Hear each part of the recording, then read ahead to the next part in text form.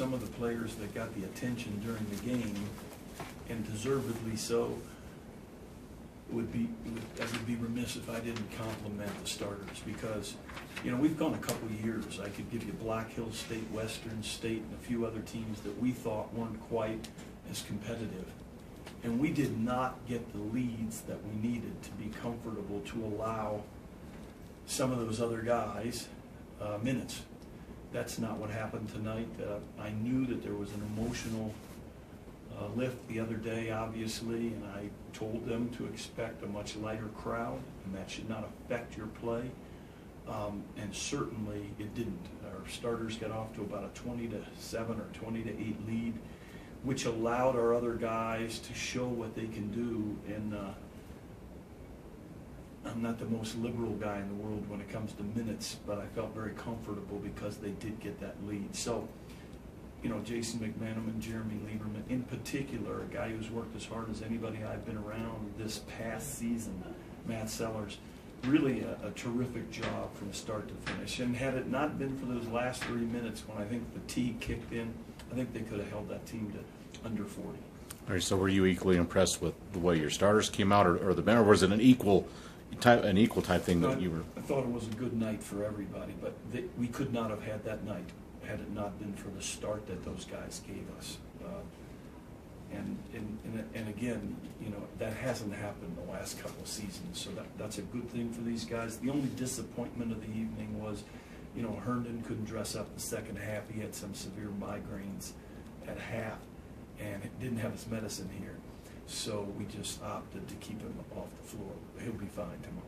You're happy, Larry, too. Obviously, that was a big win against Colorado, an emotional win. And like you said, you knew it was going to be a smaller crowd, and no disrespect to Florida A&M, but a lesser opponent. But you didn't seem to have that type of letdown. Were you pleased with that as well? It was the defensive edge. I mean, I thought they took it upon themselves early in the game to, I want to say the first time out it was 8-2. And so they had that defensive edge that we'll need, because, you know, as wonderful as last Saturday was, I mean, it's not like we set records on offense. We made 55, 56 points. So we're going to have to rely on defense, on defensive rebounding, edge, tenacity, those kinds of things. And then hopefully we'll find a new person on offense each game. Coach, you said that Sellers had, you know, pretty much the biggest transformation as far as body that you've seen. What was he able to do tonight, you know, as far as just, you know, jump hooks? He seemed like, and then defense, everything that made him so successful. Well, I think, you know, we talked about Junior Hankerson is in far better cardio shape, and then everything seems to flower better. And I would say Matt in the same way. He drove himself to get, I mean, he still can't jump over a $2 bill. But you know what? He is in excellent shape. He's taken care of his body. He's gotten stronger. And he exudes confidence now because he can do things he never could do. And I feel the same way about Junior. Junior looks more like he did in high school than a year ago.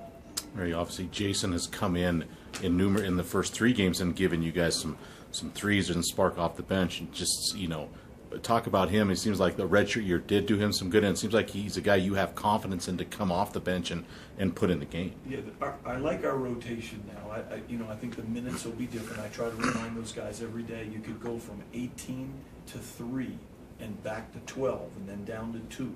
This isn't the NBA. I'm not putting you in a certain mark and taking you out every game. But I think they understand that. And the fact that our staff has confidence in 4 or 5 of these guys is also a good thing. So, you know, if we can find out where we're going to be in a week or so with Gorski and Washington, I think at least we have some pieces in place on some of those special nights. Coach, you really challenged your team with these, you know, one day off in between games a couple of times. And how pleased have you been with your ability to bounce back physically and perform after these small layoffs? You know, you have to have confidence in your medical staff, which we do. You have to have confidence in Turbo, our trainer, and in Rob, our strength coach, to make sure they're doing the right things with these guys that are playing higher minutes. Now tonight, we won't have that. We should be sharp tomorrow and get a good shoot around and get a good mental preparation in the theater on Stetson, and maybe a walkthrough tomorrow afternoon on Stetson. But the one-day turnaround's important, and you know, we too have the same dreams that our fans do, and if we're where we want to be at the end of the year, we're only going to have a chance for a one-day prep to get to that next round. So it's good preparation. They like it better because they love the games, so we move forward. Do you know anything about Stetson right now? Yeah, Stetson is down, I heard, in the last few minutes by about 16, 17 points at New Mexico State. They lost 2 heartbreakers. A last second to their arch rival, Central Florida, who's in the Big East. And then they lost a last second game on the road to FIU, who's in Conference USA. So they played 2 really good opponents, lost at the buzzer, and they played 2 weaker opponents that they blew out. So, you know, I think we're going to have our hands full. It's a good team, you know, the coaches, and they'll have them ready. Coach, do you